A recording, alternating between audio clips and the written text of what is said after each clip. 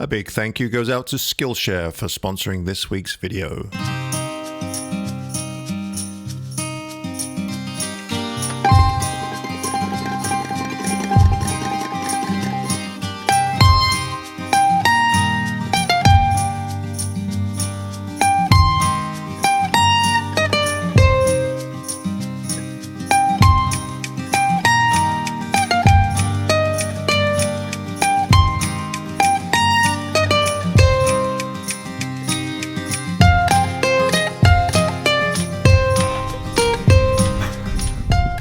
Big old porcupine.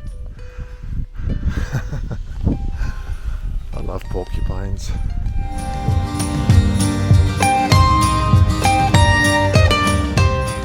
Good morning, everybody. Sorry about the creepy light. I had to use my flashlight. I've kind of rigged it on my pack down below here. So still in riding on stone, and made sure that we got up extra early this morning because yesterday kind of got up a little bit late and missed some of the best light. I think this morning though we're not going to get many clouds. There's some clouds to the east, but above me it's quite clear out. So the light is not going to last very long, but I've hiked about 1.5 kilometers from the campground to a spot that I came to yesterday morning actually, and I'm going to give that another go. Gavin has gone to another area east of the camp that we checked out yesterday. It was kind of a toss between the two, and I decided to come back here. So I'm just going to wait for the light to just for it to get a little bit brighter, and then I'll set up and get ready to take some photographs. It's pretty chilly this morning. It was cold last night because all the clouds have all cleared off, and there's a bit of a wind in the air, so it feels like winter is coming. Yeah, just as I suspected.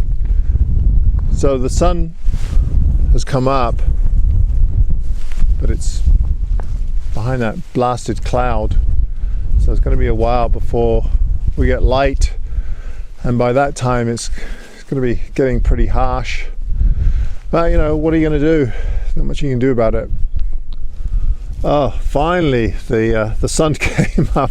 It was really quite washed out from the clouds, and of course now that it's come up, the light is beautiful, but the sky is not terribly interesting. I took the composition that I had set up, but I don't know, it didn't quite work. I have a hard time seeing anything until the light actually touches the subject, so you can see what direction it's coming from and so on. And that's where prior knowledge or scouting an area really comes in handy.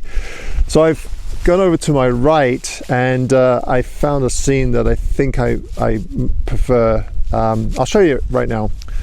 So as you can see, there's some really great features in this landscape. I love the cottonwood down in the valley there as well, catching the light. So what I really like about this light is the contrast between the sunlit rock formations and the valley beyond. So it really helps these rock formations stand out. So because you have that contrast between dark and light.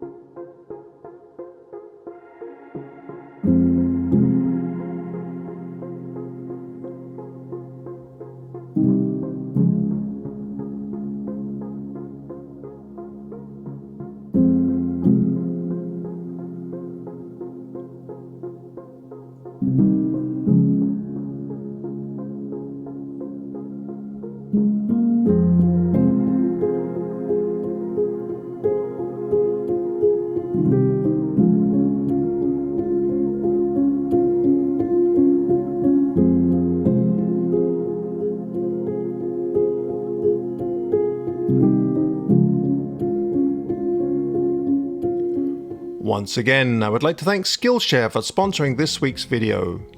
This past year or so has had its challenges, but it has also offered some brilliant new opportunities.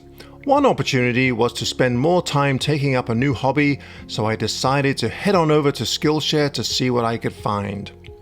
Creativity and Beer, a brewmaster's guide to flavor emulation, instantly caught my attention. Master Brewmaster Garrett Oliver shares his knowledge and the creative process of what it takes to stretch your beer brewing mind and palate towards new and exciting ways to brew beer. Sound interesting?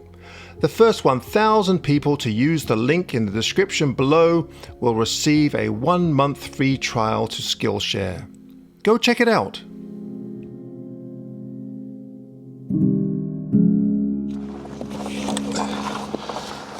Right,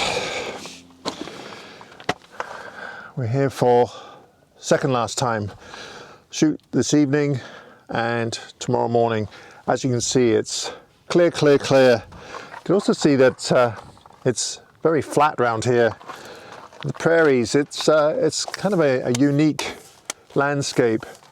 I personally, I don't think I could live in the prairies because I just love the mountains too much, just being surrounded by mountains. But I know that some people just love the open spaces and the big skies, and I can definitely see that.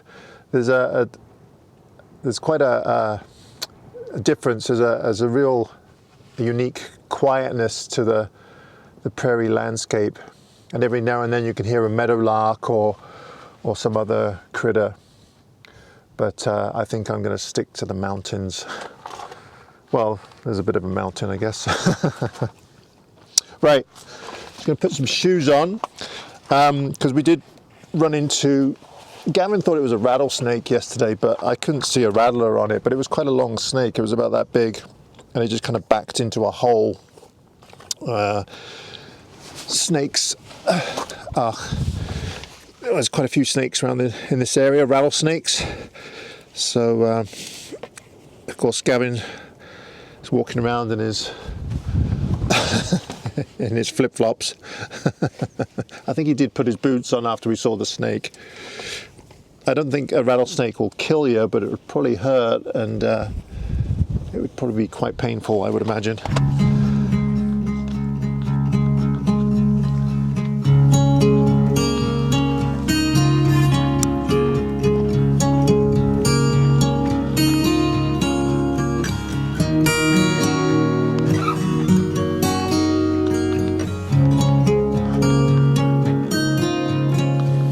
So this evening, I've come back to where I was this morning in the hopes of repeating the same composition but with different light. So what will happen is eventually the light will disappear from the rocks in the foreground, but will light up the cliffs in the background. So it'll give a different type of contrast. So I'm going to set up more or less the same composition and just see how it turns out. And then if I have time, I'll run over to these pinnacles over here and try and get another shot looking that way as well. The light is really great on the foreground, it's just the sky is not terribly interesting, but I'll just eliminate as much as I can, just have a slither of blue sky up there.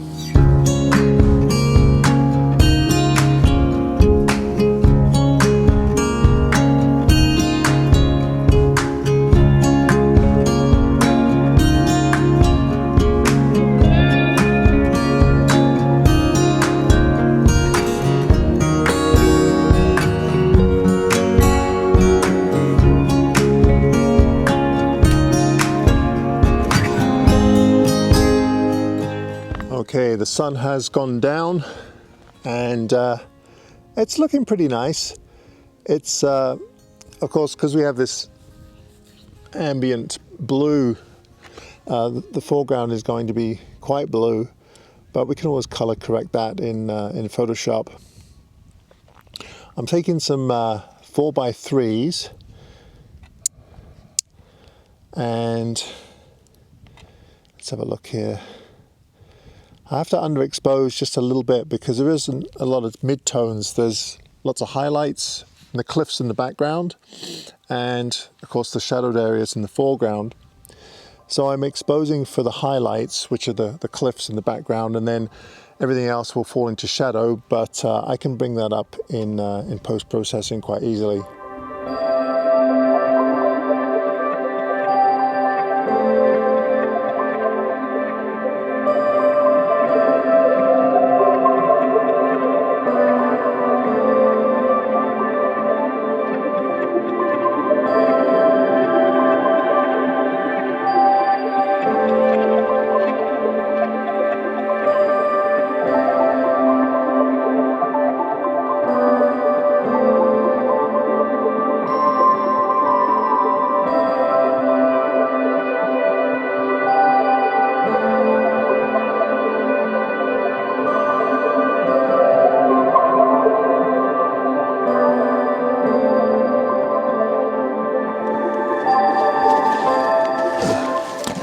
It's amazing, I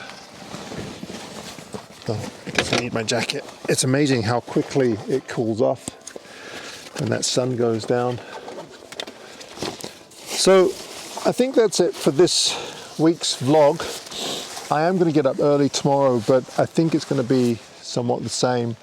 Clear skies and no cloud cover. So we're going to be faced with the same kind of light. I might go down to the other side of the campground and take some photographs there early in the morning. If I do take some photographs, I'll be sure to leave them at the end of this video, and maybe even add some comments if there's anything useful there for you. So once again, thank you ever so much for watching this week's video. I hope you enjoyed it. Please be sure to give me a thumbs up if you did. And if you have any comments, good or bad, be sure to leave them down below. Thanks ever so much, everybody, for watching this week's video, and I'll catch you next time. Okay, bye.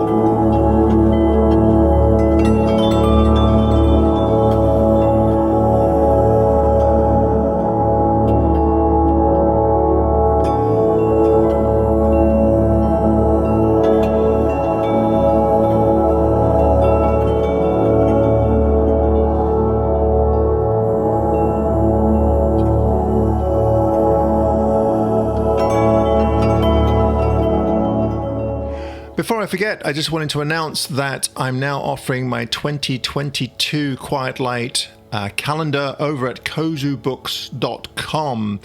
Also, my third printing of Quiet Light and Aspen, a zine of work that I took last fall in 2020. So go check them out at kozubooks.com. Thanks ever so much.